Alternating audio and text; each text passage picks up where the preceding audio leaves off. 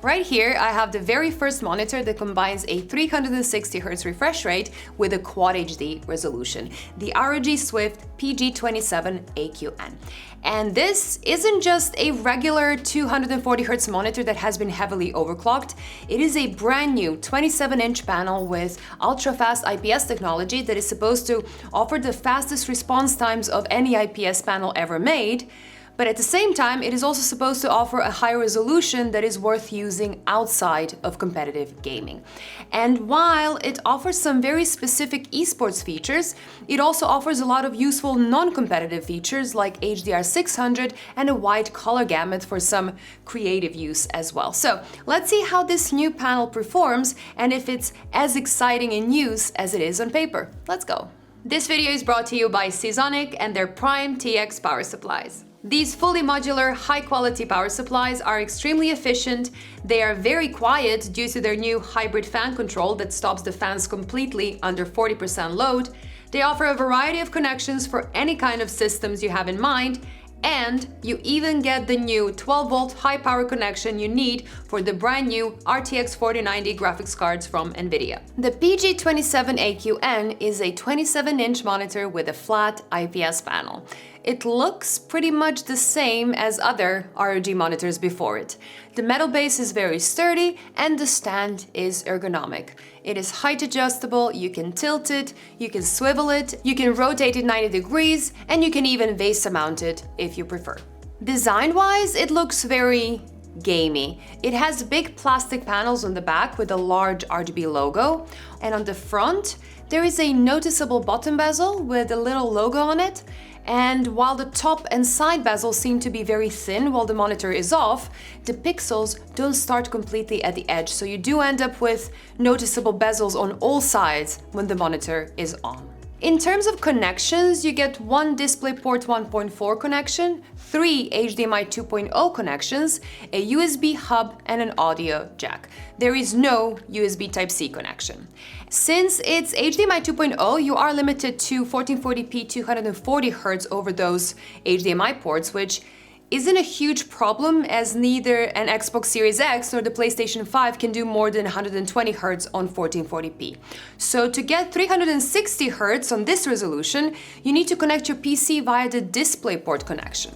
Now technically, DisplayPort 1.4 also doesn't have the bandwidth for 1440p 360Hz, but that is where display stream compression comes in, so this should not be an issue either. On the back of the monitor, you get a little joystick and several buttons to control the OSD, and the OSD itself is nicely laid out and it is very user-friendly and intuitive. You get the usual features like various color profiles and controls, but there are also a ton of specific gaming-related features like overdrive settings, like dark boost to improve the visibility even more, like various crosshairs, and so on. It has the Nvidia G-Sync module for that smooth gaming experience, and it also has the Nvidia Reflex analyzer that can display extra information about the latency of your system while you're gaming. And this is very useful for us reviewers because we always swap different hardware around, but it can also be helpful for the end user because you can see the effect of different in-game settings on your latency. This is a 27-inch Quad HD monitor, and I personally like this size and this resolution a lot. It offers a very nice middle ground between smaller monitors that are great for competitive gaming and larger monitors that are great for that immersion gaming. Compared to a 27-inch 1080p display, you do get a higher DPI and a much sharper image, and while it really helps your productivity because you just have more space on your screen, it also makes games look much better. Nvidia claims that this size and resolution will somehow improve your aiming performance by 3%, but if you prefer a 25-inch screen, you can enable the eSports Dual Mode feature that will make the visible part of the display smaller and let you play competitive titles on a 25-inch display instead. You can also choose if you want to go down to 1080p, or you can pick the Pixel Match 2368 by 1332p mode, which does look better and does offer more sharpness than the Full HD one. So with this dual mode feature, you get the best of both worlds. A 27-inch Quad HD display that is great for bigger AAA titles, for productivity and for that everyday all-around use, but you also get a smaller 25-inch display for super competitive gaming where you can easily keep an eye on everything that's going on the screen. But let's see how this panel performs. In SDR mode, the peak brightness hits 465 nits, which is excellent and noticeably brighter than most fast 27-inch monitors I've seen so far. In HDR mode, it goes even brighter, measuring 713 nits, which is actually kind of impressive. It is better than most regular IPS and VA panels, with only some OLED or mini LED panels going significantly brighter than that. And it is able to hold that brightness even when most of the screen is showing white, and it goes just under 600 nits when the entire screen is set to white. So this should be a very good base for a proper HDR experience, but I'll talk about HDR a bit later. It dims down to 53 nits, which isn't the lowest, but I think it should be more than fine for gaming in very dark rooms as well. In terms of color performance, this monitor does reasonably well. It is not a proper wide gamut panel like some others in this graph, but you still get a full sRGB gamut coverage and about 92% P3 coverage, which is more than most gaming panels offer. The factory calibration is excellent as well. Out of the box, it is almost perfectly calibrated to DCI P3, showing excellent gray and color accuracy, so you could easily do some photo and video editing right out of the box. There is an sRGB profile as well. However, for this panel to be accurate in sRGB, you need to set both the color profile to sRGB as well as the color space setting to sRGB, which is in another part of the menu completely. If you only do one of these things, you won't get accurate colors at all, which is totally confusing and something that ASUS could definitely improve on, in my opinion. But once you set them both correctly, it shows great sRGB accuracy. There is also a dedicated esports color profile, which is very bright and oversaturated. It can improve visibility in games by a bit, but it's obviously not accurate in any way. Viewing angles are great, as you would expect from an IPS panel, both horizontally and vertically, and on this sample there was no noticeable backlight bleed. Unfortunately, the uniformity wasn't that great. When showing 263 nits in the center of the screen, the bottom left corner drops to 198 nits, and that is a 25% of a difference that will affect color and gray accuracy a bit. Now, poor uniformity is pretty common to see in new panels that push technology forward, so it is not completely unexpected. And even though I do think that future panels can improve on this, you won't actually see or notice this in regular use. Still, if you do end up buying this panel, try to display some single colors on it right away to test the uniformity and to see if it will bother you or not, so you have enough time to return it if it does. Power consumption is a little bit higher than usual for a 27-inch IPS monitor, standing at 47 watts while displaying a 250 nit image. Now, some people won't care about this, but if you're paying close to €1 per kilowatt hour like we do here in the Netherlands, these details might be a bit more important to you. Another weakness of this monitor is contrast, which is also expected considering this is an IPS panel. VA panels, panels with proper local dimming, or OLED panels will offer a much better contrast ratio, but they'll come with their own downsides as well. This panel does have a variable backlight option, but it is an edge-lit LCD, and you can clearly see the vertical zones when you turn the variable backlight on. And as you can see, it just doesn't look that good. A good HDR experience needs to have great contrast ratios with proper local dimming and those deep blacks, but that clearly isn't the case here. And while it does offer enough brightness for HDR mode, the color gamut isn't as wide as I would like it to be for a proper HDR experience. So the VESA HDR 600 label is a little bit questionable here. Still, I do suggest you try it in different games and see if that higher brightness does help a bit, and if HDR mode looks better than the SDR mode or not, because at the end of the day, this monitor is not about HDR. it is about speed. And you have 4 different overdrive settings to choose from. Now, starting with it being off, we can already see it is a very fast panel with some transitions being around 2 milliseconds or even just below that.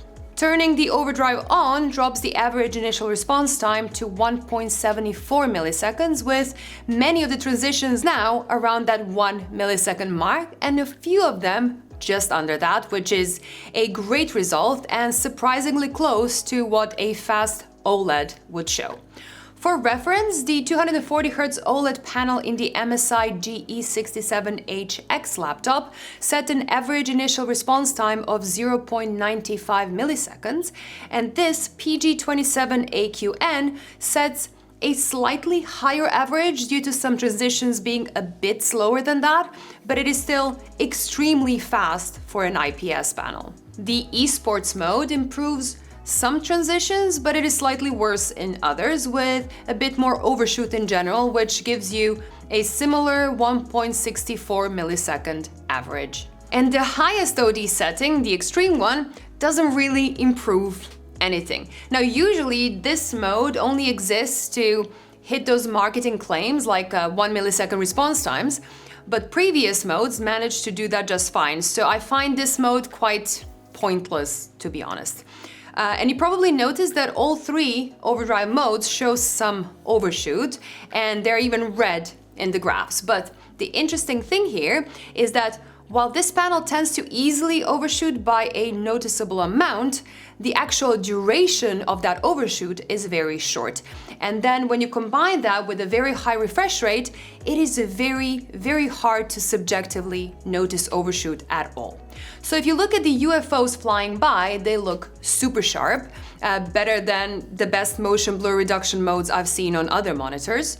And the text in the League of Legends is clearly legible even at high speeds. And we can also see that in actual games. So motion clarity is just really impressive and noticeably better than on the PG259QNR, the FI32Q, as well as the 240Hz FI27QX. In their marketing, ASUS claims that the esports G-Sync mode has the best response times and latency, but response times looked pretty similar. And if I look at input latency, there is only a 0.1 millisecond difference between the esports and the normal mode. So you can just pick whichever of the 2 looks best to you. I did retest the input latency on several monitors with my new i9-13900K and the RTX 4090 test bench, and this monitor did perform really well. It beats the EVE Spectrum, the M32U, and the LG G1 OLED TV. However, the Gigabyte FI32Q is slightly faster, but that does fall within the margin of error, and the PG259QNR was still a millisecond faster. I did try various settings to see if I can get the input lag down by that extra millisecond, but I couldn't really get it any lower. Both disabling the G-Sync or swapping to the 360Hz 1080p esports mode only showed fraction of a millisecond changes, which is basically within a margin of error. And going to 1440p 240Hz actually made it worse by about 2 milliseconds. So just stick to 1440p 360Hz or the esports dual mode and you will be just fine. Now, I don't know what this monitor will cost in Europe just yet, but ASUS listed this panel for $1,050 in their US store, which is a lot, but it is also a pretty typical price for a high-end monitor that pushes the limits in one way or another.